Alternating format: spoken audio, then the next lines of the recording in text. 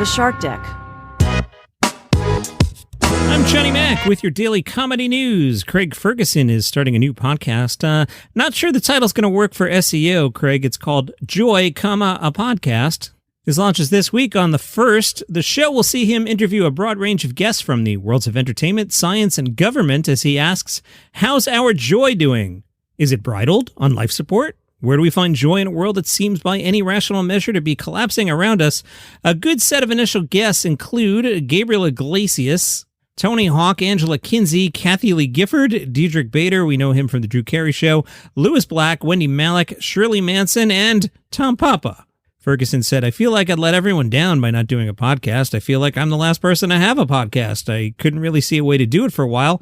I had to have an idea for it. I didn't want to just be me talking on Zoom to people that I met once. Eventually, I came up with the idea for this one. This makes me feel good. Might be good timing for him since there's no late night shows right now. Ferguson compares the idea to the BBC series Desert Island Discs, in the sense that it's not really about the format, it's about the guests. The drive of Desert Island Discs is obviously music, but the drive of this is about how you cope.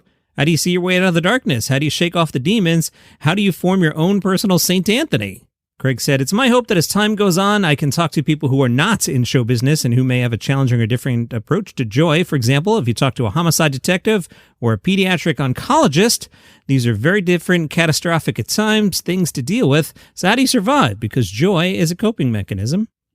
I'll do a quick plug for my podcast. Well, you're listening to my podcast. My other podcast is called 5 Good News Stories. Comes out Monday and Thursday.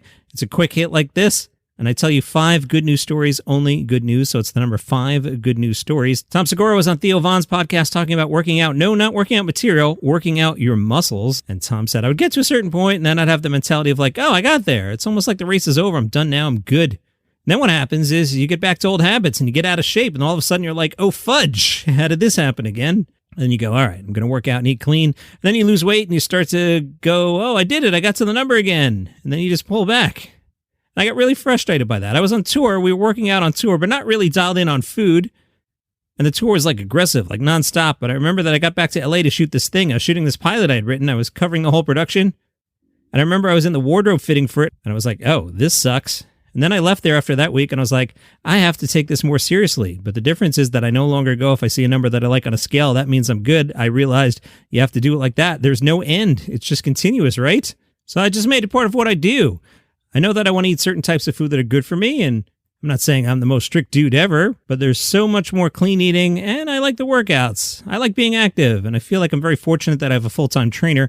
So not everybody has that. I totally understand that. It's a huge advantage. All week I've been picking away at Marc Maron's great interview with Jim Gaffigan, as I've done all week. I'll do some light voice acting, reading the Maron lines a little more aggressively. Gaffigan said, obviously in my 20s, I wanted to be as big as Letterman or Seinfeld or, Jimmy Fallon or Jon Stewart. But I think now I'm like, oh, once you touch that sun level of fame, there's in a way no going back. I'm not saying we don't like attention. We go on stage and make serious laughs. We're not normal. But like when you're on the cover of Rolling Stone, when you're like heralded as a modern day philosopher, I think that seeps in. And even when you say, thanks everybody, I'm done, they all seem to come back after a couple of years and go, hey, remember when I said I'm done? Anyway, I'm still done, but I'm doing this thing now. There's nothing wrong with that. But it's weird to see. And I think it's a comment on that they touched the sun and they got that flavor for it. It's like Trump running for president so that he doesn't go to jail. Or is he running for president because he likes the attention? It's not because he wants to be president, right? I think it's because he wants the attention. Maron, he tasted being the most powerful person in the world. I used to do a bit. It never really worked about like, he's the only narcissist that ever fully succeeded. He did it. Narcissists around the world are like, he nailed it.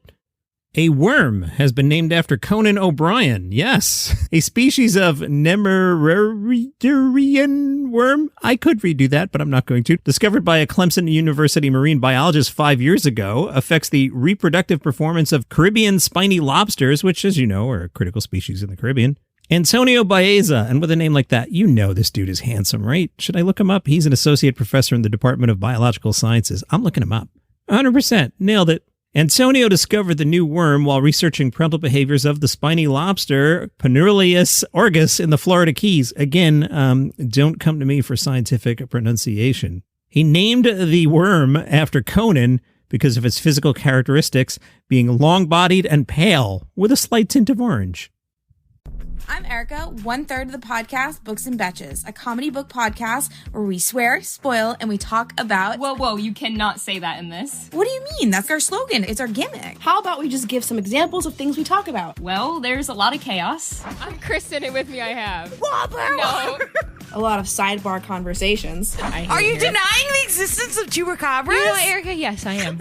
You can listen to new episodes of the Books and Betches podcast every Tuesday morning, anywhere you get your podcasts.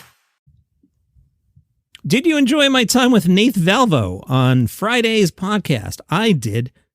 Early in the interview, he made a joke that I kind of ignored about how he was in his rental. Well, if you go to realestate.com, you'll find the article, Nath Valvo, Why Melbourne Comedian Will Rent Forever. He says, I do get jealous when I go to people's houses and they've got things nailed to the wall or they've painted something, and I wish more Melbourne rentals had longer rental agreements. It's a bit annoying every year having to see if you extend. I'd happily sign a 5-year lease. He has some tips. If you're looking for a house, stay off Instagram on Sundays. That's the day people post when they buy a house.